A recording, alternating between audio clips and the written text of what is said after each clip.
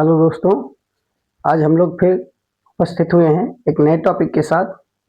तो आज हम लोगों को एक नया टॉपिक पढ़ना है जिसमें एक समान चुंबकीय क्षेत्र में धारावाही चालक पर बल।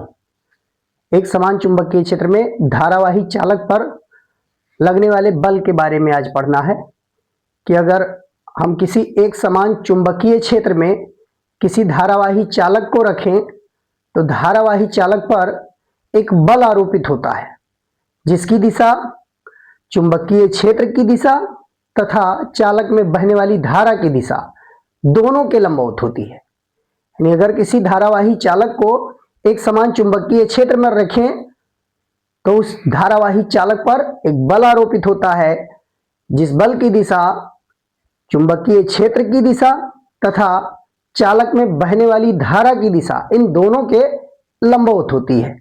तो आइए समझते हैं कि इस प्रकार से अगर हम कोई एक चुंबकीय ध्रुवखंड ले लें, इस प्रकार से कोई एक चुंबक ले लिया जाए जिसमें एक साइड में उसका नॉर्थ पोल है और दूसरे साइड में साउथ पोल। इसको घोड़ा नाल चुंबक कहते हैं। इस प्रकार के आकार का अगर कोई चुंबक है तो एक घोड़ा नाल चुंबक कहलाता है। तो अगर हम किसी धारावाही तार को इस घोड़ा नाल चुंबक के दोनों सिरों के बीच से गुजारे, इस प्रकार से बीच से दोनों ध्रुव खंडों के बीच, यहां एक तरफ नॉर्थ पोल है दूसरे तरफ साउथ पोल है, तो इससे जो चुंबकीय बल रेखाएं निकलती हैं उत्तरी ध्रुव से निकलती हैं और दक्षिणी ध्रुव में प्रवेश करती है। यानी चुंबकीय क्षेत्र की जो दिशा है वो ये डायरेक्शन है, चुंबकीय क्षेत्र की दिशा ये है। और इस चुंबकीय क्षेत्र की दिशा के अगर लंबवत हम तार को इसे रखते हैं सीधे और थोड़ा इस तरीके से रखें कि कुछ ढीला रहे, बहुत ज्यादा टाइट ना रहे तार, और फिर इसमें अगर हम धारा प्रवाह करेंगे तो तार जो कि बिल्कुल सीधा तार रखा गया था, धारा प्रवाहित करने पर ये ऊपर की ओर ऐसे कुछ उठा हुआ महसूस होगा। जो बिल्कुल ध्रुवखंड के बीच सीधा तार रखा गया था, जैसे ही तार में धारा प्रवाह करेंगे ये तार कुछ ऊपर की ओर ऐसे उठा हुआ महसूस होगा, ऊपर की ओर उठ जाएगा। क्यों उठा ऊपर की ओर? जरूर चुंबकीय क्षेत्र और धारा दोनों की दिशा के लंबवत ऊपर की ओर एक बल इस पर कार्य करने लगता है। उसी बल के कारण यह तार ऊपर की ओर उठ जाता है। अगर हम धारा की दिशा को परिवर्तित करें या चुंबकीय ध्रुव खंडों को परिवर्तित कर दें, साउथ पोल को इधर कर दें और नॉर्थ पोल को इधर कर दें, तो चाहे ध्रुव खंडों को इंटरचेंज कर दिया जाए या तार में बहने वाली धारा की दिशा को इंटरचेंज कर दिया जाए, तब ये जो सीधा तार है, जो सीधा तार चुंबकीय ध्रुव खंडों के बीच से गुजारा गया है, अगर धारा की दिशा हम बदल दें तो अब ये ऊपर के बजाय नीचे की ओर कुछ इस तरीके से नीचे की ओर दब जाएगा।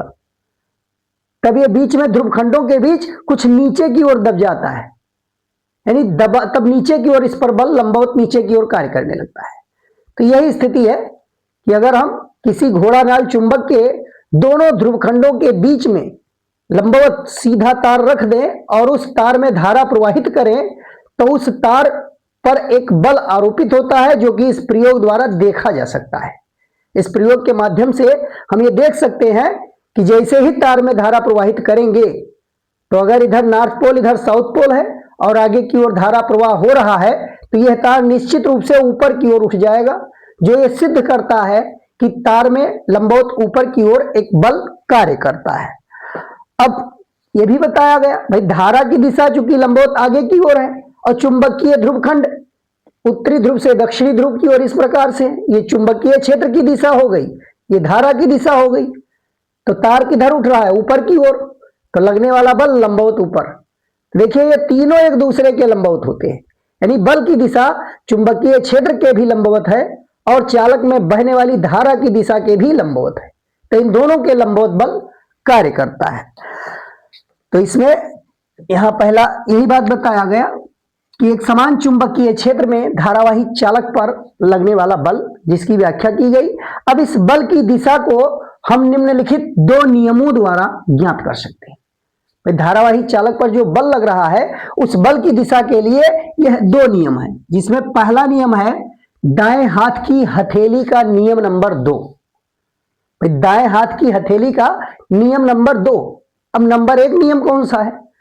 तो नियम नंबर 1 हम पीछे पढ़ चुके हैं। दाएं हाथ की हथेली का नियम नंबर 1, किसी बिंदु पर उत्पन्न चुंबकीय क्षेत्र की दिशा को बताने के लिए प्रयुक्त किया जाता है कि अगर कोई धारावाही चालक लिया गया हो और उस धारावाही चालक में धारा इस डायरेक्शन में बह रही हो अंगूठे की दिशा में, और शेष अंगुलियां उस बिंदु की ओर संकेत करें जिस बिंदु पर हमें चुंबकीय क्षेत्र की दिशा बतानी है, तो हथेली के लंबवत धक्का देने की दिशा बताया गया था, चुंबकीय क्षेत्र की दिशा होगी। तो यह पीछे बायो-सेवर्ट के नियम के बाद हमने चुंबकीय क्षेत्र की दिशा बताने के लिए दो नियम बताए थे, जिसमें दाएं हाथ की हथेली का नियम नंबर 1 था और मैक्सवेल के पेच का नियम दूसरा था, जो कि चुंबकीय क्षेत्र की दिशा को बताता है। अब आज यहां हमें दाएं हाथ की हथेली का नियम नंबर 2 देखना है। तो नियम नंबर 2 चालक पर लगने वाले बल की दिशा को बताता है। क्या है नियम नंबर 2?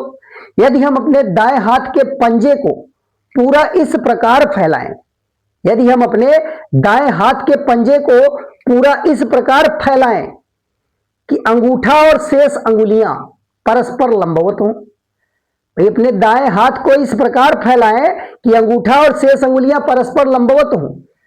यदि अंगूठा चालक में बहने वाली धारा की दिशा को बताए, भाई अंगूठा चालक में बहने वाली धारा की दिशा को बता रहा हो और शेष अंगुलियां चुंबकीय क्षेत्र की दिशा में फैली हूं या चुंबकीय क्षेत्र की दिशा को प्रदर्शित कर रही हूं, चालक में बहने वाली धारा अंगूठे की दिशा में हो और शेष अंगुलियां चुंबकीय क्षेत्र की दिशा में हो, तो हथेली के लंबवत जो धक्का देने की दिशा ऊपर की ओर होगी वो चालक पर लगने वाले बल की दिशा को बताएगी।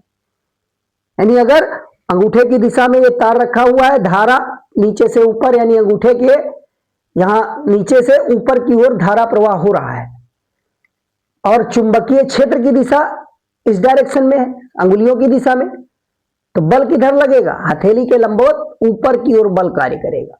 अगर यही दिशा धारा की उलट दी जाए, अब धारा हम अंगूठे के विपरीत दिशा में, ठीक विपरीत, लंबवत अब भी है विपरीत दिशा में, तब लगने वाला बल लंबवत नीचे होगा।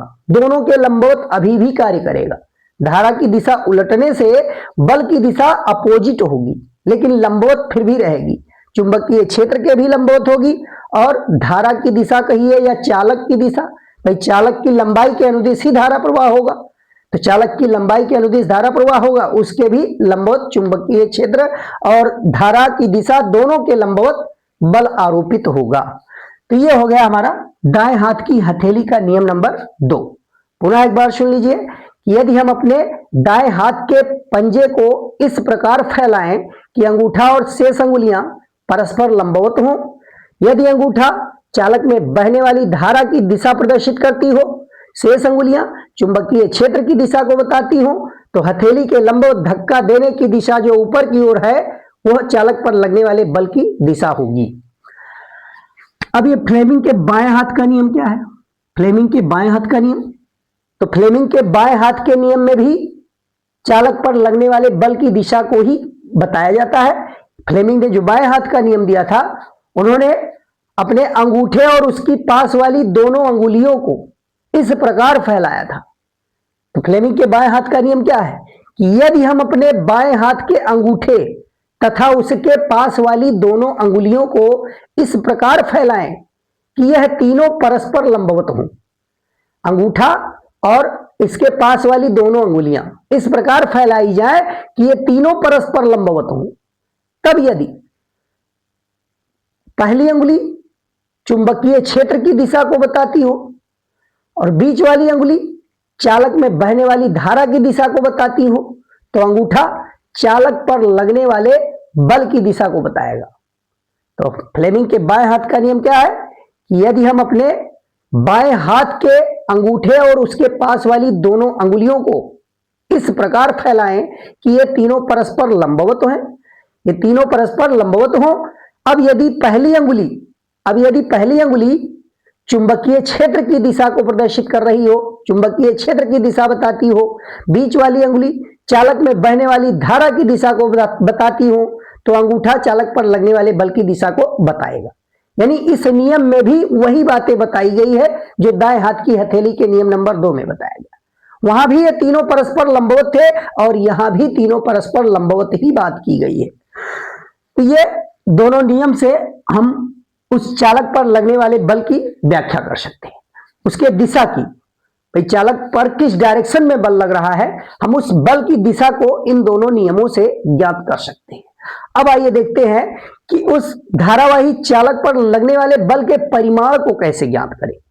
तो धारावाही चालक पर लगने वाले बल के परिमाण को हम आवेश पर जो बल लग रहा था, धारावाही या हम कह सकते हैं कोई आवेशित कण है, तो आवेशित कण पर बल की व्याख्या की जा चुकी है कि अगर कोई आवेशित कण एक समान चुंबकीय क्षेत्र में गति कर रहा है तो उस पर एक बल आरोपित होता है जिसको लॉरेंज बल कह सकते हैं, और उस लॉरेंज बल के आधार पर हम धारावाही चालक पर लगने वाले बल की व्याख्या करेंगे।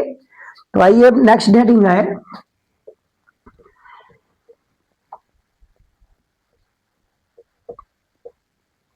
अगला हेडिंग है हमारा गतिमान आवेश पर बल से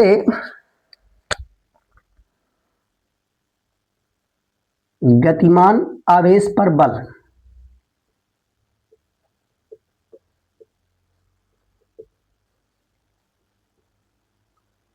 बल से धारावाही चालक पर बल की व्याख्या। धारावाही चालक पर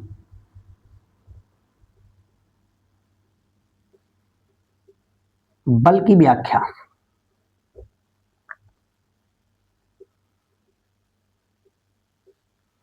के पीछे हम गतिमान आवेश पर बल के बारे में पढ़ चुके हैं कि जब कोई आवेशित कण एक समान चुंबकीय क्षेत्र में गति कर रहा होता है तो उस पर एक चुंबकीय बल आरोपित होता है जिसको कि हम लॉरेंज बल के रूप में जान चुके हैं। और लॉरेंज बल का सूत्र क्या बताया गया कि अगर आवेशित कण पर आवेश Q है और उसका जो चाल है आवेशित कण का अगर B है, चुंबकीय क्षेत्र B है और चालक उस आवेशित कण जो है वो चुंबकीय क्षेत्र से थीटा कोण पर अगर गति कर रहा है तो F वहां बताया गया कि जो लगने वाला बल है वो F बराबर QVB साइन थीटा। ये फार्मूला पीछे निकाला जा चुका है कि अगर कोई आवेशित कण पर आवेश Q है, V चाल से वो एक समान चुंबकीय क्षेत्र से थीटा कोण पर अगर गति कर रहा है तो उस पर लगने वाला जो लॉरेंज बल होगा F बराबर QVB साइन थीटा, ये बताया जा चुका है। अब इसी सूत्र के आधार पर आज हमें धारावाही चालक पर लगने वाले बल के लिए सूत्र निकालना है।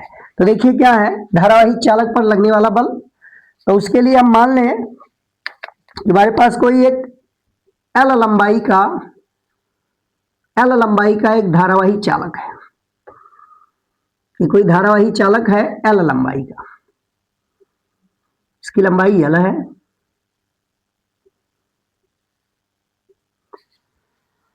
और इसको एक समान चुंबकीय क्षेत्र में रख दिया गया। एक समान चुंबकीय क्षेत्र में रख दिया गया, भाई चालक है, धारा प्रवाहित करना है तो निश्चित ही ये स्रोत से जोड़ा जाएगा और स्रोत से जोड़ेंगे तब इसमें धारा प्रवाह होगा। चालक में मुक्त इलेक्ट्रॉन की उपस्थिति होती है, इसमें भी मुक्त इलेक्ट्रॉन होंगे। ये मुक्त इलेक्ट्रॉनों को दिखाया गया। मान लीजिए कि इसके एकांक आयतन में मुक्त इलेक्ट्रॉनों की संख्या स्मॉल n है। इस चालक के प्रति एकांक आयतन में मुक्त इलेक्ट्रॉनों की संख्या हमने स्मॉल लेटर में n मान लिया कि एकांक आयतन में n मुक्त इलेक्ट्रॉन है और इस धारावाही चालक के अनुप्रस्थ परिच्छेद का क्षेत्रफल हमने कैपिटल A मान लिया, कैपिटल A मान लिया। जैसे ही इसको हम किसी स्रोत से इसके सिरे पर विभवांतर स्थापित करेंगे इस चालक में मुक्त इलेक्ट्रॉन अपवाह वेग से गति करना शुरू कर देंगे। तो मुक्त इलेक्ट्रॉनों की गति इस डायरेक्शन में होगी,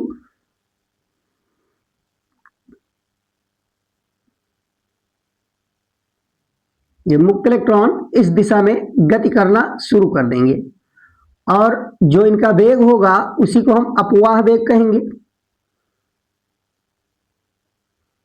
ये हमने मुक्त इलेक्ट्रॉनों की गति दिखाई, ये धारा के विपरीत, भाई आवेश जो होते हैं ऋण आवेश उनकी गति जिधर होती है उसके विपरीत धारा बहती है। तो हमने धारा की दिशा ये दिखाया कि धारा इस डायरेक्शन में बह रही है, धारा इस डायरेक्शन में बह रही है तो निश्चित ही धारा के विपरीत मुक्त इलेक्ट्रॉनों की गति हो रही होगी। अब इन मुक्त इलेक्ट्रॉनों के अपवाह वेग को हमने लिख दिया vd, ड्रिफ्ट वेलोसिटी है तो इसलिए इनके अपवाह वेग को vd लिख दिया गया। और यहां इस डायरेक्शन में मुक्त इलेक्ट्रॉन प्रवाहित हो रहे हैं। तो देखिए जैसे ही इसको एक समान चुंबकीय क्षेत्र में, एक समान चुंबकीय क्षेत्र में जैसे ही इस चालक को हम रखेंगे, एक समान चुंबकीय क्षेत्र में जैसे ही यह चालक रखा जाएगा, इस चालक पर बल आरोपित होगा। अब कितना बल आरोपित होगा, उसी बल को हम यहां निकालने वाले हैं। एक समान चुंबकीय क्षेत्र मान लीजिए B इतने में उत्पन्न है, एक समान चुंबकीय क्षेत्र B उत्पन्न है और उस चुंबकीय क्षेत्र को हमने तल के लंबवत मान लिया और उस तल के लंबवत भीतर की ओर दिखाया है क्रॉस चिन्ह से, और इसमें जो आवेश की गति हो रही है उसको हमने तल के इस तल में ही ले लिया है। बोर्ड के तल में हमने दिखाया कि इस डायरेक्शन में यहां मुक्त इलेक्ट्रॉनों की गति हो रही है, तो निश्चित ही इस पर बल आरोपित होगा। उस बल की दिशा हम पीछे पढ़ चुके हैं। तो अब यहां धारावाही चालक पर लगने वाला बल, तो धारा इस डायरेक्शन में है, चुंबकीय क्षेत्र भीतर की ओर है। देखिए धारा की दिशा क्या बताया गया था कि यदि बीच वाली अंगुली धारा की दिशा को प्रदर्शित करे और चुंबकीय क्षेत्र पहली अंगुली, तो इस तरीके से हम इसके ठीक विपरीत लेंगे। ये इस तरीके से धारा की दिशा ये बीच वाली अंगुली और चुंबकीय क्षेत्र पहली अंगुली, तो इस चालक पर लगने वाला बल क्या होगा, नीचे की ओर। यहां क्या दिखाई दे रहा है, इस चालक पर लगने वाला बल इस डायरेक्शन में, हम बाईं अंगुली से, ये बाएं हाथ से कर सकते हैं कि धारा की दिशा में हमें ये रखना है और चुंबकीय क्षेत्र की दिशा में ये रखना है। हाँ, फ्लेमिंग के बाएं हाथ के नियम में यही चीज बताया गया है कि धारा की दिशा में बीच वाली अंगुली है और ये पहली अंगुली चुंबकीय क्षेत्र की दिशा को प्रदर्शित कर रही है। तो धारा, इस धारावाही चालक पर जो बल लगेगा वो अंगूठे की दिशा में ऊपर की ओर लगेगा। अब ये बल की दिशा तो यहां से निश्चित हो गई। इस बल का परिमाण क्या होगा, कितना बल लग रहा है, तो आइए देखते हैं कि गतिमान आवेश पर बल के आधार पर हम निकाल सकते हैं। तो यहां से हमें क्या मालूम चल रहा है भाई, इसके किसी अनुप्रस्थ परिच्छेद से कितने मुक्त इलेक्ट्रॉन गुजर रहे हैं। अगर हम उन मुक्त इलेक्ट्रॉनों की संख्या को निर्धारित करें तो एक सेकंड में कितना आवेश इस अनुप्रस्थ परिच्छेद से गुजर रहा है, अगर ये मालूम चल जाए तो हम उसी आधार पर विद्युत धारा के बारे में बता सकते हैं कि कितनी धारा प्रवाहित हो रही है। देखिए प्रति सेकंड चालक के अनुप्रस्थ परिच्छेद से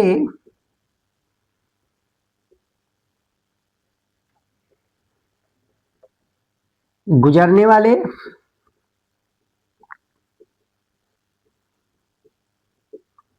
मुक्त इलेक्ट्रॉनों की संख्या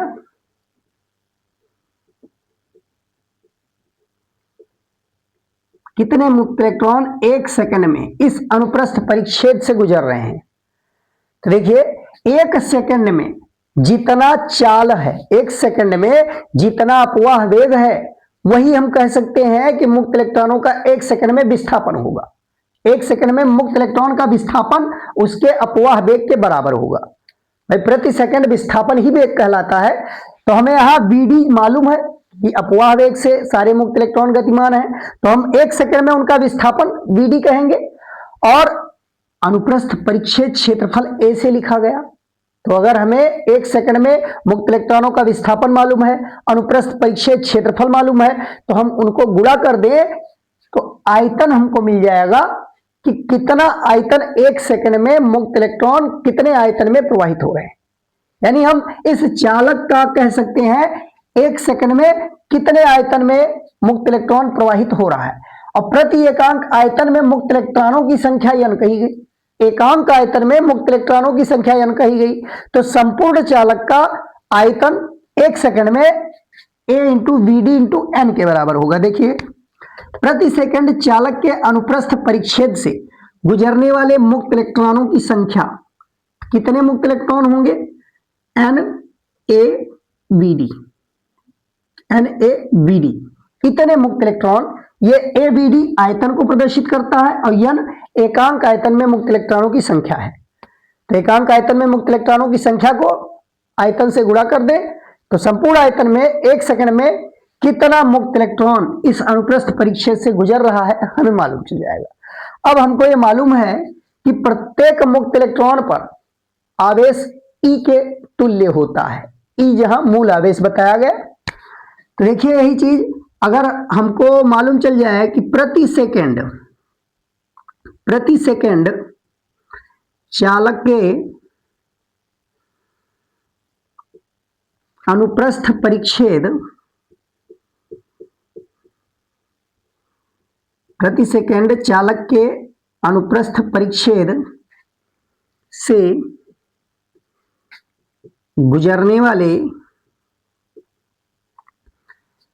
चालक के अनुप्रस्थ परिच्छेद से गुजरने वाला आवेश कितना होगा। गुजरने वाला आवेश, तो जितना आवेश 1 सेकंड में गुजर रहा है वही आवेश की मात्रा विद्युत धारा के तुल्य होगी, वही विद्युत धारा के तुल्य होगी। तो 1 सेकंड में जितना आवेश प्रवाह हो रहा है वही विद्युत धारा के तुल्य होगी। विद्युत धारा का सूत्र पढ़ चुके हो, I बराबर होता है Q बटा T। I बराबर Q बटा T। तो 1 सेकंड T अगर ले लिया जाए तो I और Q बराबर होंगे, यानी जितना आवेश प्रवाहित 1 सेकंड में होता है वही धारा को प्रदर्शित करेगा। तो यहां देखिए प्रति सेकंड चालक के अनुप्रस्थ परिच्छेद से गुजरने वाला आवेश चालक में बहने वाली धारा के बराबर होगा। तो अब यहां से देखिए हमें मुक्त इलेक्ट्रॉनों की संख्या मालूम है, एक मुक्त इलेक्ट्रॉन पर आवेश मालूम है, तो इस आधार पर हम I इक्वल टू लिख सकते हैं NeABD। ये हो जाएगा, ये हमको मालूम चल गया कि प्रति सेकंड चालक के अनुप्रस्थ परिच्छेद से गुजरने वाला आवेश ही चालक में बहने वाली धारा के तुल्य होगा। तो धारा I ये बराबर हो जाएगी NeABD के। अब आइए देखते हैं कि प्रत्येक मुक्त इलेक्ट्रॉन पर आरोपित लॉरेंज बल कितना होगा। देखिए प्रत्येक मुक्त इलेक्ट्रॉन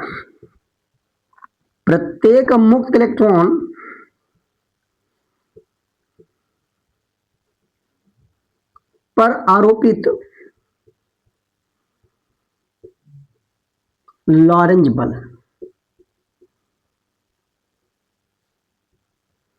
प्रत्येक मुक्त इलेक्ट्रॉन पर कितना लॉरेंज बल आरोपित होगा। तो अगर एक मुक्त इलेक्ट्रॉन पर लॉरेंज बल को हम F डैश से लिखें तो F dash equal to Lorentz बल का सूत्र है QVB sin थीटा। भाई यहां चूंकि थीटा के बारे में नहीं बताया गया कि जो धारा बह रही है वो क्षेत्र के लंबवत तो रखा गया है। भाई लंबवत रखा गया है तो हम लंबवत कह सकते हैं, लेकिन मान लीजिए कि ये थीटा कोण पर मुक्त इलेक्ट्रॉन गति कर रहे हैं चुंबकीय क्षेत्र की दिशा से, मान लीजिए थीटा कोण पर, अगर लंबवत है तो थीटा का मान हम 90 रख सकते हैं, फिर हम 90 रख देंगे। लेकिन जनरल सूत्र हम पहले निकाल रहे हैं। जनरल सूत्र निकालने के लिए हमने मान लिया कि जो मुक्त इलेक्ट्रॉनों की गति है वो चुंबकीय क्षेत्र से थीटा कोण पर है, चुंबकीय क्षेत्र की दिशा से। तो यहां से देखिए F डैश बराबर, अब Q, तो एक मुक्त इलेक्ट्रॉन पर आवेश E के तुल्य होता है, Q की जगह पे हम E लिख देंगे। QVB मतलब अब चाल लिखना है, और मुक्त इलेक्ट्रॉन की चाल कितनी है VD, EVD, और चुंबकीय क्षेत्र है B, और अगर आवेश की गति जो हो रही है थीटा कोण पर हो रही है तो यहां इंटू साइन थीटा लिखना पड़ेगा, ये हो जाएगा। तो प्रत्येक मुक्त इलेक्ट्रॉन पर आरोपित लॉरेंज बल F dash equal to EVDB sine theta, ये लिखा जा सकता है। अब इसमें कुल कितने मुक्त इलेक्ट्रॉन है, इस पूरे चालक में कुल कितने मुक्त इलेक्ट्रॉन है। तो देखिए चालक की लंबाई L मानी गई, अनुप्रस्थ परिच्छेद क्षेत्रफल A माना गया। तो यहां से देखिए संपूर्ण चालक में मुक्त इलेक्ट्रॉनों की संख्या अगर बात की जाए, संपूर्ण चालक में मुक्त इलेक्ट्रॉनों की संख्या, संपूर्ण चालक में कुल कितने मुक्त इलेक्ट्रॉन हैं,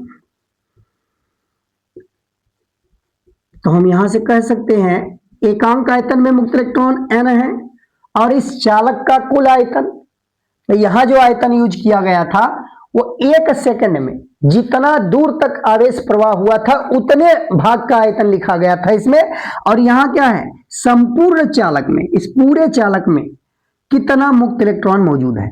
तो इस चालक में एकांक आयतन में मुक्त इलेक्ट्रॉनों की संख्या n, और उसके बाद में चालक का आयतन गुणा कर दें तो संपूर्ण मुक्त इलेक्ट्रॉनों की संख्या मालूम चल जाएगी। तो अब चालक के आयतन के लिए हम चालक का अनुप्रस्थ परिच्छेद a और इस पूरे चालक की लंबाई l से गुणा करेंगे, NaL। Al ये चालक के आयतन को प्रदर्शित करेगा और N एकांक आयतन में मुक्त इलेक्ट्रॉनों की संख्या। तो देखिए संपूर्ण चालक में मुक्त इलेक्ट्रॉन इतने हैं और एक मुक्त इलेक्ट्रॉन पर आरोपित बल इतना है। अब जितना टोटल मुक्त इलेक्ट्रॉन पर कुल जितना बल लग रहा है वही धारावाही चालक पर आरोपित बल कहा जाएगा। भाई धारावाही चालक पर बल क्यों लगता है? क्योंकि उस चालक में गतिशील आवेश मौजूद है और गतिशील आवेश पर लगने वाले जो सूक्ष्म स्तरीय बल हैं उन सभी बलों का जो परिणामी होगा वही स्थूल स्तरीय मतलब बड़े मात्रा में। भाई छोटे छोटे मात्रा में जो मुक्त इलेक्ट्रॉनों पर बल लग रहा है उन्हीं का परिणामी है धारावाही चालक पर आरोपित बल। सभी मुक्त इलेक्ट्रॉनों पर कुल जितना बल लग रहा है वही धारावाही चालक पर आरोपित बल कहा जाएगा। तो यहां देखिए संपूर्ण चालक में मुक्त इलेक्ट्रॉनों की संख्या इतनी है तो सारे मुक्त इलेक्ट्रॉनों पर लगने वाला बल धारावाही चालक पर आरोपित बल कहा जाएगा। अतः धारावाही चालक पर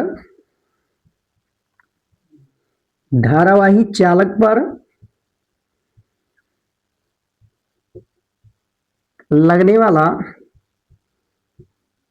बल, तो धारावाही चालक पर लगने वाले बल को अगर F से कहें तो एक मुक्त इलेक्ट्रॉन पर F डैश लग रहा है, एक मुक्त इलेक्ट्रॉन पर F डैश बल आरोपित है और कुल मुक्त इलेक्ट्रॉनों की संख्या NaL है। तो देखिए मुक्त इलेक्ट्रॉनों की कुल संख्या है NaL, इतने मुक्त इलेक्ट्रॉन और एक मुक्त इलेक्ट्रॉन पर आरोपित बल F डैश, ये निकाल चुके हैं। अब ये F डैश का मान यहां रख दीजिए और सॉल्व कर लीजिए। तो यहां से देखिए NaL और साथ में EVdB sin थीटा, ये मिल गया। अब इसको थोड़ा सा हम समायोजित कर लें। F इक्वल टू हम NeA और Vd को एक साथ ले लें, इन चारों पदों को एक साथ ले लें। तो इसको हम इस तरीके से लिख सकते हैं NeAVd। अब इसके अलावा क्या बचा? तो इसके अलावा बचा हमारे पास BL sin थीटा, ये हमको प्राप्त हो गया। अब देखिए समीकरण 1 से जो राशि यहां ब्रैकेट में दिखाई गई ये I के बराबर है, तो समीकरण 1 का प्रयोग कर दीजिए। समीकरण 1 से हम इसको I लिख सकते हैं। तो यहां देखिए लगने वाला बल कितना हो गया, F equal to IBL sin theta. ये हमारा जनरल सूत्र हो गया कि कोई धारावाही चालक एक समान चुंबकीय क्षेत्र में अगर रखा हुआ है तो उस पर लगने वाला जो बल है F बराबर IBL sin थीटा के तुल्य होगा। अब यहां क्या लिया गया कि धारावाही चालक क्षेत्र से थीटा कोण पर अगर रखा है और चालक में I धारा प्रवाहित हो रही है, चालक की लंबाई L है, तब उस पर आरोपित बल इतना है। मान लीजिए थीटा की वैल्यू 0 डिग्री हो, यदि थीटा इक्वल टू 0 का मतलब कि जो धारावाही चालक है वो चुंबकीय क्षेत्र की दिशा में रखा हो, जिस डायरेक्शन में चुंबकीय क्षेत्र है उसी दिशा में अगर धारावाही चालक को रख दिया जाए, उसी दिशा में धारा प्रवाह कर दिया जाए, तब वहां लगने वाला बल क्या होगा, तब धारावाही चालक पर कितना बल लगेगा। तो देखिए इस फार्मूले में अगर हम थीटा की जगह पे 0 रखेंगे तो साइन 0 का मान 0 होना, ये साइन 0 का मान 0 हो जाएगा और अगर साइन 0 0 हो गया तो IBL चाहे जितना वैल्यू आए उसमें 0 गुणा करने पर परिणामी बल क्या आएगा, 0 हो जाएगा। तो यदि थीटा बराबर 0 तो F बराबर हमको मिलेगा 0, यानी तब वहां धारावाही चालक पर कोई बल आरोपित नहीं होगा। ये पीछे भी बताया जा चुका है कि कोई अगर गतिमान आवेश है वो चुंबकीय क्षेत्र के अनुदिश गति करे तो उस पर कोई बल आरोपित नहीं होता है। तो वही चीज है, अगर धारावाही चालक को हम चुंबकीय क्षेत्र की दिशा में रख देंगे तो उसमें जो मुक्त इलेक्ट्रॉन प्रवाहित हो रहे हैं उन पर कोई बल कार्य नहीं करेगा। तो इसलिए धारावाही चालक पर लगने वाला परिणामी बल भी 0 कहा जाएगा। मान लीजिए चालक को चुंबकीय क्षेत्र के लंबवत रखा जाए, तो यदि थीटा इक्वल टू 90 डिग्री यदि थीटा इक्वल टू 90 डिग्री ले लिया जाए तब एफ कितना होगा।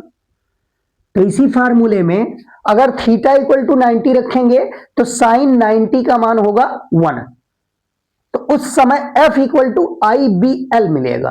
और हम जानते हैं साइन थीटा का अधिकतम मान +1 होता है, साइन थीटा का अधिकतम मान +1 होता है, न्यूनतम मान -1। तो अगर साइन थीटा की वैल्यू 1 के बराबर हो जाए तो वहां एफ का हमें मैक्सिमम वैल्यू मिलेगा। तो धारावाही चालक पर लगने वाला अधिकतम बल होगा आई बी एल। इससे बड़ा बल धारावाही चालक पर आरोपित नहीं हो सकता। तो यहां हम इसको एफ मैक्सिमम भी लिख सकते हैं कि यह धारावाही चालक पर लगने वाला अधिकतम बल होगा। तो इस तरीके से गतिमान आवेश पर बल से हमने धारावाही चालक पर बल की व्याख्या की। अब यहां से देखिए, इस सूत्र के आधार पर, जो यहां सूत्र मिला है, इस सूत्र के आधार पर हम चुंबकीय क्षेत्र के मात्रक को निकाल सकते हैं, उसके विमीय सूत्र को आसानी से निकाल सकते हैं। तो आइए देखते हैं कि कैसे हम चुंबकीय क्षेत्र की तीव्रता का मात्रक और विमीय सूत्र इस फार्मूले से ज्ञात करेंगे।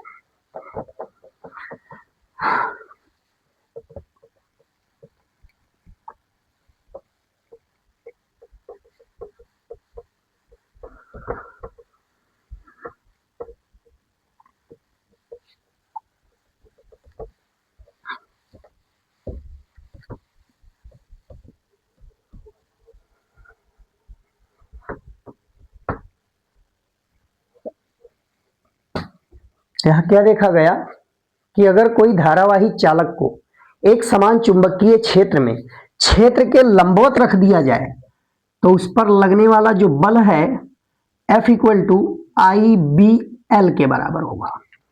F equal to I B L के बराबर होगा। अब इस सूत्र से अगर हम चुंबकीय क्षेत्र का मान निकालें, चुंबकीय क्षेत्र की तीव्रता का अगर मान निकालें तो यहां से क्या मिलेगा, F upon I into L, ये मिल जाएगा। अब यहां देखिए, इस फार्मूले से आसानी से चुंबकीय क्षेत्र की तीव्रता का हम ऐसा मात्रक निकाल सकते हैं कि जिसके द्वारा हम विमीय सूत्र आसानी से निकाल सकते हैं। भाई विमीय सूत्र निकालना आसान होता है। अगर हमें चुंबकीय क्षेत्र की तीव्रता का विमीय सूत्र पता लगाना है तो इस फार्मूले से हम आसानी से ज्ञात कर सकते हैं। यहां से देखिए, पहले बी का मात्रक निकालेंगे। चुंबकीय क्षेत्र का मात्रक क्या होगा, तो चुंबकीय क्षेत्र की तीव्रता का मात्रक मतलब बल का मात्रक, और नीचे धारा का मात्रक और इंटू लंबाई का मात्रक। तो हम जानते हैं बल का मात्रक होता है न्यूटन, बल का मात्रक होता है न्यूटन, और विद्युत धारा का मात्रक होता है एम्पियर, एम्पियर, और लंबाई का मात्रक होता है मीटर। तो इस तरीके से न्यूटन प्रति एम्पियर इंटू मीटर, यह लिख सकते हैं हम बी का मात्रक, न्यूटन प्रति एम्पियर इंटू मीटर। इसी को सिंबल के रूप में हम ये दिखाते हैं, न्यूटन प्रति एम्पियर इंटू मीटर, ये लिख देते हैं। इस बी के अन्य मात्रक भी हैं। इसी न्यूटन प्रति एम्पियर मीटर को ही टेस्ला भी कहा जाता है, यानी 1 न्यूटन प्रति एम्पियर मीटर ये 1 टेस्ला के बराबर होता है, 1 टेस्ला के बराबर होता है। इसका एक मात्रक और है, कौन सा, इसका एक मात्रक वेबर पर मीटर स्क्वायर भी होता है, weber per metre square. Weber per metre square भी चुंबकीय क्षेत्र की तीव्रता का मात्रक है। तो यहां से देख लीजिए, न्यूटन प्रति एम्पियर मीटर और टेस्ला और वेबर पर मीटर स्क्वायर, ये समान मात्रा में भिन्न भिन्न यूनिट इसी बी के हैं। चुंबकीय क्षेत्र की तीव्रता बी के ये सभी मात्रक हैं और ये सब आपस में परिमाण में बराबर हैं। 1 न्यूटन प्रति एम्पियर मीटर 1 टेस्ला के बराबर है और यह 1 वेबर पर मीटर स्क्वायर के बराबर है। तो इसलिए अगर हमें एमकेएस पद्धति या एसआई पद्धति में चुंबकीय क्षेत्र की तीव्रता को प्रदर्शित करना है तो इनमें से किसी भी मात्रक का प्रयोग हम कर सकते हैं। अब ये तो हो गया एमकेएस पद्धति, या इसी को हम एसआई पद्धति भी कह सकते हैं। दूसरा देखिए सीजीएस पद्धति में, सीजीएस पद्धति में इसका एक मात्रक है। तो सीजीएस पद्धति में इसका मात्रक होता है, बी का मात्रक है गॉस।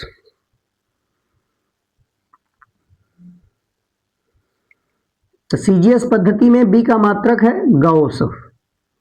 ये गॉस छोटा मात्रक है, ये टेस्ला या न्यूटन पर एम्पियर मीटर से 10 का घात 4 गुना छोटा होता है। यहां से इस गॉस को जी से प्रदर्शित करते हैं, कैपिटल जी। अब अगर कहा जाए एक गॉस कितने टेस्ला के बराबर या कितना न्यूटन प्रति एम्पियर मीटर के बराबर, तो हम दोनों तरह से दिखा सकते हैं। एक न्यूटन प्रति एम्पियर मीटर ये बराबर होगा 10 का घात 4 गॉस के, या एक गॉस बराबर अगर कहें एक गॉस तो ये 10 का घात -4 न्यूटन प्रति एम्पियर मीटर के बराबर होगा। तो ये चाहे एक गॉस बराबर कहेंगे तो 10 का घात -4 न्यूटन प्रति एम्पियर मीटर, या एक न्यूटन प्रति एम्पियर मीटर 10 का घात 4 गॉस के बराबर होता है। अब देखिए यहां से विमीय सूत्र अगर निकाला जाए, बी का विमीय सूत्र, तो देखिए बी का विमीय सूत्र क्या होगा।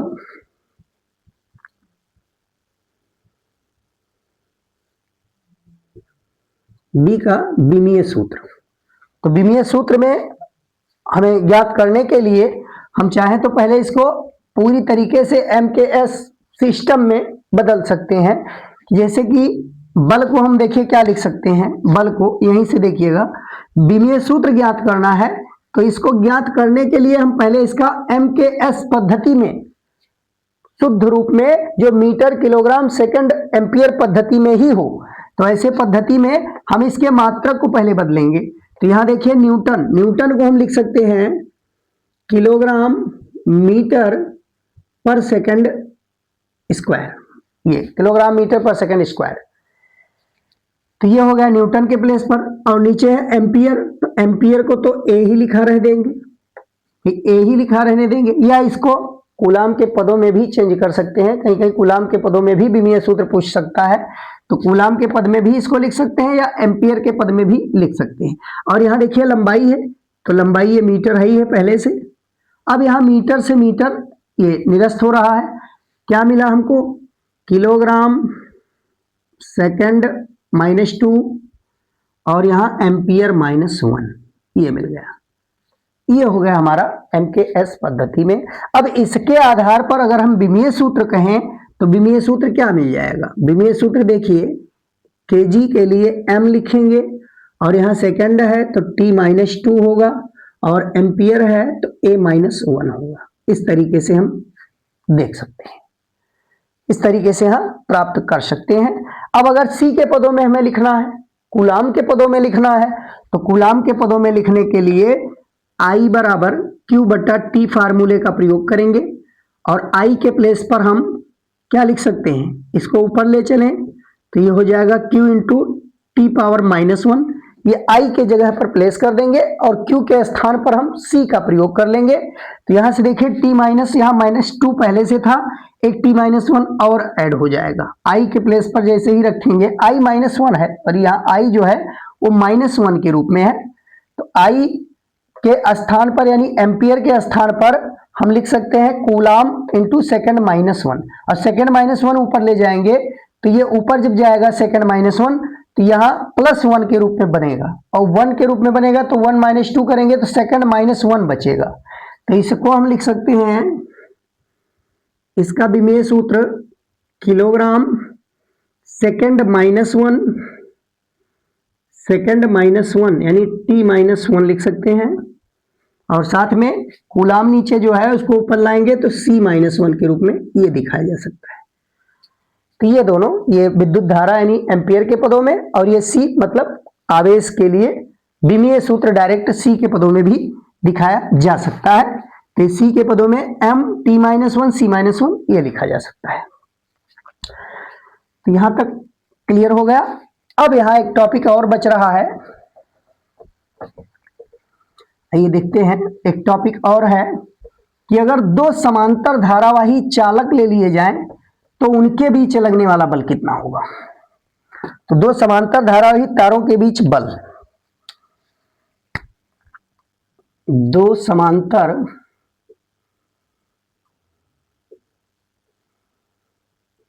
धारावाही तारों के बीच बल, तारों के बीच बल,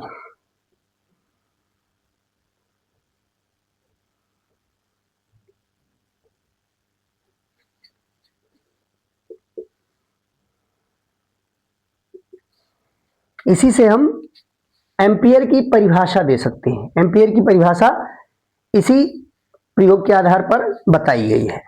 क्या है देखिए, दो समांतर धारावाही तार, मान लीजिए दो तार हैं, एक तार यहां रख दिया गया और एक तार यहां, और ये दोनों एक दूसरे के ठीक समांतर रखे गए हैं। इस तार को हमने कह दिया PQ और दूसरे को कह दिया RS। और इसमें पहले केस में हमने दोनों में धारा एक ही डायरेक्शन में प्रवाहित किया। इनके बीच की दूरी हमने मान लिया R है, R दूरी है, और I1 धारा इसमें प्रवाहित हो रही है, I2 धारा इसमें प्रवाहित हो रही है। दोनों में धारा एक ही दिशा में। और दूसरा हमने एक तार ले लिया, यही चीज सेकंड केस में दो समांतर तार में यही तार PQRS हैं। अब की बार क्या किया गया कि इसमें धारा की दिशा विपरीत कर दिया गया, धारा की दिशा विपरीत कर दिया गया। इसमें I1 धारा और इसमें I2 धारा, इन दोनों के बीच की दूरी R यहां भी ले लिया गया। तो जब जो दो समांतर तारों में, जब दो समांतर धारावाही तार लिए जाएं तो उनके बीच भी एक दूसरे पर, वह परस्पर एक दूसरे पर बल आरोपित करेंगे। अब कैसा बल आरोपित करेंगे? तो जब उनमें धारा एक ही दिशा में प्रवाहित होगी तो उनके बीच लगने वाला बल आकर्षण होगा, और जब धारा विपरीत दिशा में प्रवाहित होगी तो उनके बीच लगने वाला बल प्रतिकर्षण होगा। अब कैसे मालूम? तो हम फ्लेमिंग के बाएं हाथ के नियम से या दाएं हाथ की हथेली का नियम नंबर 2 से हम बल की दिशा निकाल सकते हैं। देखिए, अगर यह तार है, इस तार में धारा बह रही है, तो इस तार के कारण तार आरएस के प्रत्येक बिंदु पर चुंबकीय क्षेत्र उत्पन्न हो जाएगा। अब इस चुंबकीय क्षेत्र के कारण इस तार में धारा बह रही है, तो यह निश्चित रूप से इस तार में जो धारा बह रही है इसके कारण उत्पन्न चुंबकीय क्षेत्र यहां होगा, और इस चुंबकीय क्षेत्र के कारण इस चालक पर बल लगेगा। और ठीक उसी प्रकार उल्टा भी सोचे कि इसमें अगर धारा बह रही है तो इस धारा के कारण इस तार पर चुंबकीय क्षेत्र उत्पन्न होगा, और इस चुंबकीय क्षेत्र के कारण इस पर एक बल आरोपित होगा। तो देखिए, अब यहां तार में धारा ऊपर की ओर बह रही है, तार में ऊपर की ओर बह रही है, और मैं इस तार आरएस पर अगर चुंबकीय क्षेत्र की दिशा देखनी है तो यहां से देखिए, हथेली के लंबवत धक्का देने की दिशा यानी लंबवत भीतर की ओर। अगर हम किसी बिंदु पर यहां चुंबकीय क्षेत्र देखें तो इस तार पर जो चुंबकीय क्षेत्र उत्पन्न होगा वो लंबवत भीतर की ओर होगा, और इस तार में जो धारा बह रही है, इस धारा के कारण इस PQ तार पर उत्पन्न चुंबकीय क्षेत्र की दिशा, तो इस तरीके से देख सकते हैं, धारा ऊपर की ओर है तो इस पर अगर चुंबकीय क्षेत्र देखें तो ये लंबवत बाहर की ओर होगा, लंबवत बाहर की ओर चुंबकीय क्षेत्र उत्पन्न होगा। अब आइए इन चुंबकीय क्षेत्रों के कारण, देखिए यहां से चुंबकीय क्षेत्र यहां जो उत्पन्न हुआ है उसको हमने B1 लिख दिया, और इस धारा के कारण जो चुंबकीय क्षेत्र यहां उत्पन्न हुआ है इसको हमने B2 लिख दिया, B2। तो अब इनकी दिशा देखिए कैसे निर्धारित करेंगे। भाई, इसमें लंबवत बाहर की ओर चुंबकीय क्षेत्र है और धारा की दिशा ऊपर की ओर दिखाया गया, तो लगने वाला बल की दिशा क्या होगी? भाई, लगने वाले बल की दिशा क्या होगी? तो इस तरीके से चुंबकीय क्षेत्र की दिशा में हम इस पहली अंगुली को करें और धारा की दिशा में बीच वाली अंगुली को करें। यहां से देखिए इस तरीके से, ये बाएं हाथ का नियम जो फ्लेमिंग ने बताया है, इस अंगुली को हमें सामने करना है। पहली अंगुली चुंबकीय क्षेत्र की दिशा बताती हो और बीच वाली अंगुली धारा की दिशा। तो धारा इसमें ऊपर की ओर बह रही है और सामने की ओर चुंबकीय क्षेत्र है, तो लगने वाला बल किधर होगा?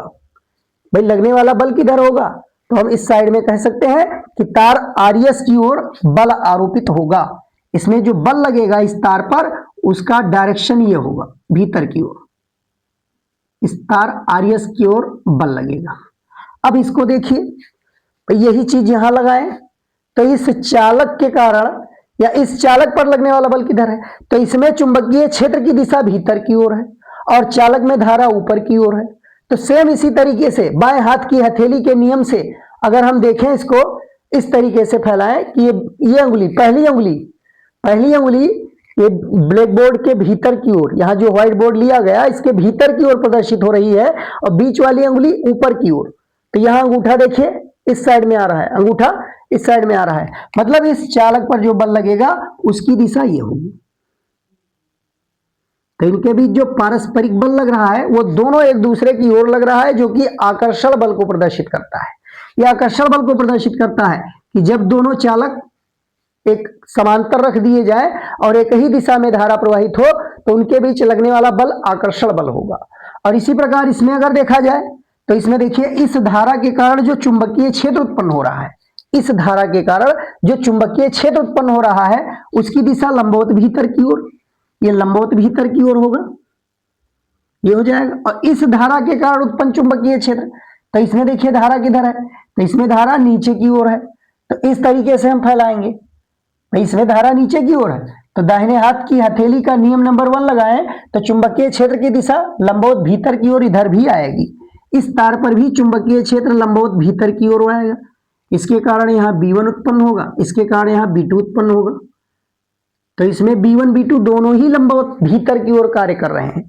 अब यहाँ देखिए धारा ऊपर की ओर बह रही है, धारा की दिशा ऊपर की ओर है और जो चुंबकीय क्षेत्र है वो लंबवत भीतर की ओर है। चुंबकीय क्षेत्र लंबवत भीतर और धारा की दिशा ऊपर, तो लगने वाला बल इसमें क्या होगा, देखिए फ्लेमिंग के बाएं हाथ के नियम से धारा की दिशा ऊपर, चुंबकीय क्षेत्र लंबवत भीतर, तो इसमें लगने वाला बल अंगूठा बाएं साइड में दिखाई दे रहा है, तो इसमें बाहर की ओर बल आरोपित होगा, इस पे जो बल आरोपित होगा वो बाहर की ओर होगा। ठीक इसी प्रकार इस चालक पर लगने वाले बल को अगर देखें, इस चालक पर लगने वाले बल को देखें तो इस चालक पर लगने वाला बल क्या होगा, तो भाई इसमें भी हम लंबवत भीतर की ओर चुंबकीय क्षेत्र है यानी इस अंगुली को भीतर की ओर और धारा को नीचे की ओर करेंगे, इस तरीके से, इस तरीके से। देखिए ये इस तरीके से किया जा रहा है कि चुंबकीय क्षेत्र भीतर की ओर है और धारा नीचे की ओर है, तो लगने वाला बल अंगूठा दिखा रहा है ये राइट साइड में होगा। यहां से ये चुंबकीय क्षेत्र के कारण लगने वाला बल यहाँ बाहर की ओर। तो इन दोनों चालकों पर क्या दिखाई दे रहा है, बल की दिशा बाहर की ओर दिख रही है, मतलब इनमें प्रतिकर्षण उत्पन्न हो रहा है। तो जब धारा की दिशा विपरीत होगी तो वे दोनों तार एक दूसरे को प्रतिकर्षित करेंगे, जब धारा की दिशा एक ही ओर होगी तो वे दोनों तार एक दूसरे को आकर्षित करेंगे। अब आइए देखते हैं कितना आकर्षण बल से या आकर्षित या प्रतिकर्षित कर रहे हैं। तो इसको हम फिगर ए कहें और इसको बी कहें, इन दोनों के माध्यम से हम सीधा लिख सकते हैं। मान लीजिए पहले फिगर के लिए ले रहे हैं, तो देखिए चालक तार जो लिया गया तार PQ, तार PQ की धारा I1 के कारण, तार PQ की धारा I1 के कारण तार RS पर उत्पन्न चुंबकीय क्षेत्र, उत्पन्न चुंबकीय क्षेत्र, इसको अगर B1 से लिखें तो B1 कितना चुंबकीय क्षेत्र उत्पन्न होगा, तो देखिए चुंबकीय क्षेत्र कितना उत्पन्न होगा। तो यहां तार की लंबाई की कोई बात नहीं की गई, तो यहां तार की अगर लंबाई की बात करें तो यहां PQ और RS की लंबाई की यहां कोई बात नहीं की गई, तो इसको हम अनंत लंबाई का मान सकते हैं। और अनंत लंबाई के चालक तार के कारण जो चुंबकीय क्षेत्र उत्पन्न होता है वो पीछे पढ़ चुके हो μ0/2 पाई I1/R ये होगा। इस तार PQ के कारण R दूरी पर उत्पन्न चुंबकीय क्षेत्र, R दूरी पर दूसरा चालक RS है, R दूरी पर है, इसमें धारा I1 बह रही है, तो इस धारा I1 के कारण चुंबकीय क्षेत्र B1 कितना उत्पन्न होगा, μ0/2 पाई I1/R। अब इस B1 के कारण तार RS पर लगने वाला बल कितना होगा, देखिए चुंबकीय क्षेत्र B1 के कारण तार RS पर आरोपित बल,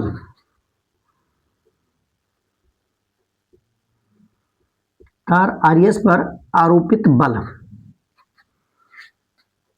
कितना बल आरोपित होगा, तो पीछे पढ़ चुके हो F = IBL sin थीटा।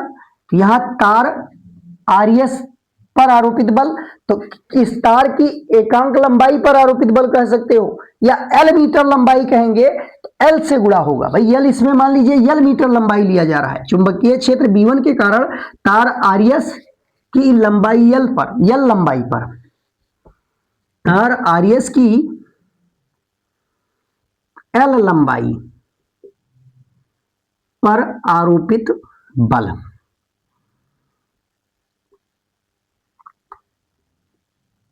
उसकी यल लंबाई पर आरोपित बल हमें लिखना है। तो F बराबर लिख सकते हैं, इस तार आरएस में धारा है I2, और किस चुंबकीय क्षेत्र के कारण बल लग रहा है, B1, I2 B1, और एक L लंबाई पर बल, तो L I2 B1 L into sine theta लिख सकते हैं, इंटू साइन थीटा ये लिख सकते हैं। और थीटा कितना होगा, तो बल की दिशा देखिए, धारा की दिशा और चुंबकीय क्षेत्र की दिशा दोनों के लंबवत है, तो ऐसे डायरेक्शन में हम यहाँ 90 लिख सकते हैं, साइन 90। तो F बराबर I2 B1 L साइन 90 ये लिखा जा सकता है। अब यहां से देखिए इक्वेशन 1 से हम B1 का मान इसमें रख दें, तो समीकरण 1 से B1 का मान रख दें, साइन 90 का मान 1 होता है। तो समीकरण 1 से अगर रखा जाए B1 का मान, तो F का मान देखिए क्या मिलेगा, F बराबर I2 और B1 का मान हो जाएगा mu not upon 2 pi I1 upon R, यह जाएगा साइन 90 का मान 1 हो जाएगा, ये 1 हो गया। अब यहां देखिए I1 I2 को एक साथ कर दीजिए, और यहां एक यल भी बच रहा है इंटू यल, ये इंटू एल हो जाएगा, और साइन 90 का मान 1। अब ये तो F है, L लंबाई पर आरोपित बल। अगर हम कहें प्रति मीटर लंबाई पर, तार आरएस के प्रति मीटर लंबाई पर आरोपित बल, अतः तार आरएस के प्रति मीटर लंबाई या एकांक लंबाई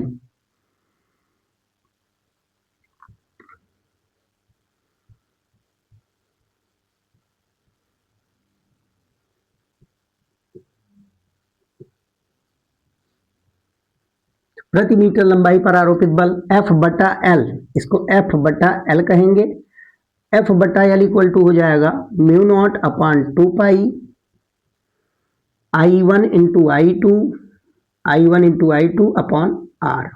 मात्रक इसका तो न्यूटन प्रति मीटर कह सकते हैं, न्यूटन प्रति मीटर ये होगा, प्रति मीटर लंबाई पर आरोपित बल।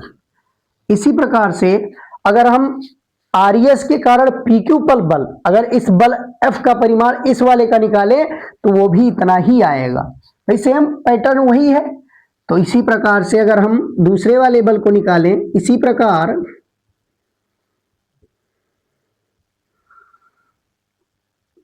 तार PQ के प्रति मीटर लंबाई पर, प्रति मीटर लंबाई पर, प्रति मीटर लंबाई, यहां L लिख दिया गया है, यहां प्रति मीटर लंबाई लिखना चाहिए। देखिए यहां से प्रति मीटर लंबाई, तो तार आरएस के प्रति मीटर लंबाई पर आरोपित बल, और यहां भी तार पीक्यू के प्रति मीटर लंबाई पर आरोपित बल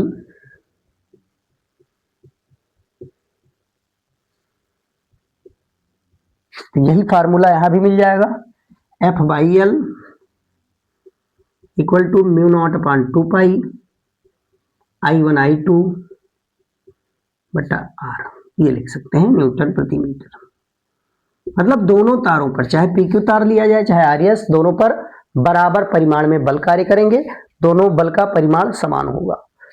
अब मान लीजिए धारा दोनों में समान हो, यदि धारा दोनों में समान हो तब क्या होगा, यदि I1 बराबर I2 और इन दोनों को हमने I लिख दिया, तब एकांक लंबाई पर आरोपित बल F अपॉन L ये बराबर हो जाएगा म्यू नॉट बटा 2 पाई I1 भी I हो जाएगा, I2 भी I, तो दोनों को I इंटू I करेंगे तो I square upon R Newton प्रति मीटर, ये लिखा जा सकता है।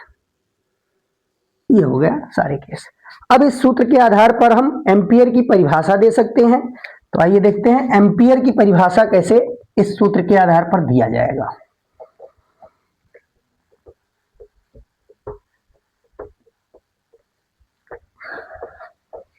देखिए एम्पियर की परिभाषा कैसे इस सूत्र के आधार पर दिया जाता है।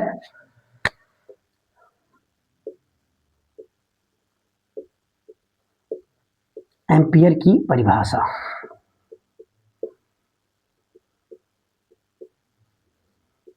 इसी में देखिए पहले यहां से यदि